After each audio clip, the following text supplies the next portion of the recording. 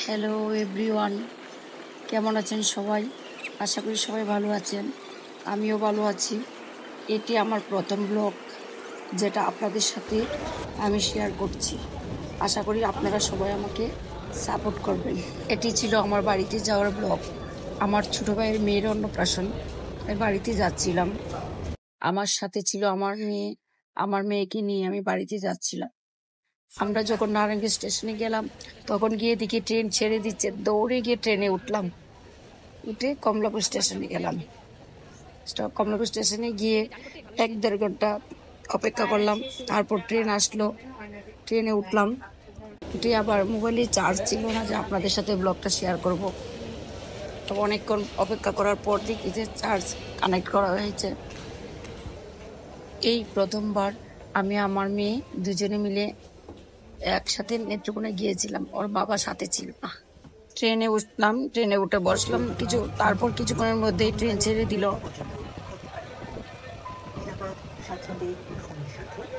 মেয়েকে নিয়ে কিছু ছবি তুললাম, ভিডিও করলাম। ট্রেনের ভিতর নানা ধরনের মানুষ নানা ধরনের কিছু খাবার বিক্রি করছিল। আমি সেখান থেকে কিছু নাস্তা কিনে খেলাম। এভাবেই মেয়ের সাথে গল্প করতে করতে ময়মনসিংহ স্টেশনে চলে গেলাম। সেখানে গিয়ে ইঞ্জিন ঘোরাতে একটু লেট করেছে।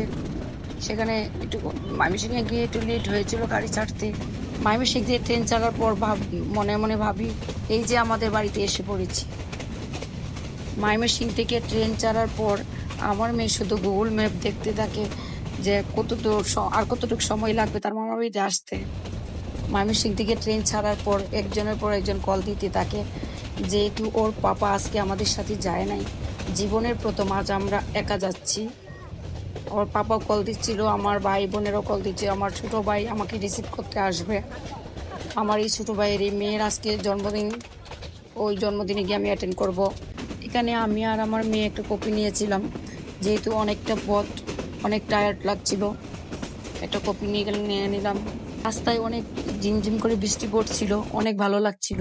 তখন ঠান্ডা ঠান্ডা হাওয়াটা ছিল। এই তো বাপের বাড়িতে এসে পড়েছি, অনেক আনন্দ লাগছিল। ভাই বোনদের সাথে একসঙ্গে গিয়ে দেখা করব, সবাই কথাবার্তা বলবো। বুঝতেই পারছেন, বাপের বাড়িতে যাব, মনে কত আনন্দ লাগছিল। মাকে দেখবো, মাকে অনেকদিন ধরে দেখি না। আমাদের বাড়ির প্রতি যাওয়ার সময় প্রকৃতির দৃশ্যটা অনেক সুন্দর থাকে, দেখে দেখে যেতে অনেক ভালো লাগে। প্রকৃতির দৃশ্য উপভোগ করতে করতে আমরা নেত্রকোনাতে চলে আসলাম। এসে আমরা ট্রেন থেকে নেমে পড়লাম, তারপর ভাইয়ের জন্য অপেক্ষা করলাম। প্রতিবারই আমরা ট্রেন থেকে নামার পরেই আমার ভাই সামনে এসে পড়ে, কিন্তু এবার ভাইয়ের ব্যস্ততার কারণে লেট হয়ে গিয়েছিল, 10 মিনিট লেট হয়ে গিয়েছিল। এই যে আমার ভাই এসে পড়েছে আমাদেরকে নিতে। আমার আদরের ছোট ভাই, আমরা ভাই বোনের সবার ছোট, আমার আদরের ছোট ভাই। ভাইকে দেখে আমার মন ভরে গেল, ভাইকে দেখে অনেক খুশি লাগছিল আমার ভাইকে দেখে। এখন ভাই আমাদেরকে নিয়ে অটো নিবে, বাড়িতে যাব। এখন অটো দিয়ে বাড়িতে যাব। ভাইয়ের সাথে অনেক কথা বলছিলাম, ভাই অনেক কিছু জিজ্ঞেস করছিল, কথা বলছিলাম। ভাইকে নিয়ে মিষ্টির দোকানে গেলাম, যেটা বালিশ মিষ্টি, আমাদের নেত্রকোনার বিখ্যাত মিষ্টি বালিশ মিষ্টির দোকানে গেলাম। আজকে ভাইয়ের বড় মেয়ের জন্মদিন ছিল, তাই কেকের দোকানে গিয়েছিল। জন্মদিনের জন্য ভাই কিছু কেনাকাটা করলো, সাথে আমরাও ছিলাম।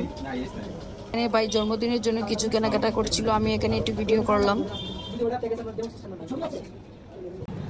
আমাদের বাড়ি যেতে যেতে সন্ধ্যা হয়ে গিয়েছিল।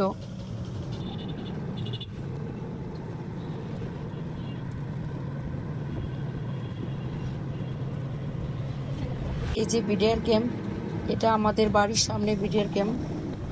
বিডিআর ক্যাম্পের পাশেই আমাদের বাড়ি।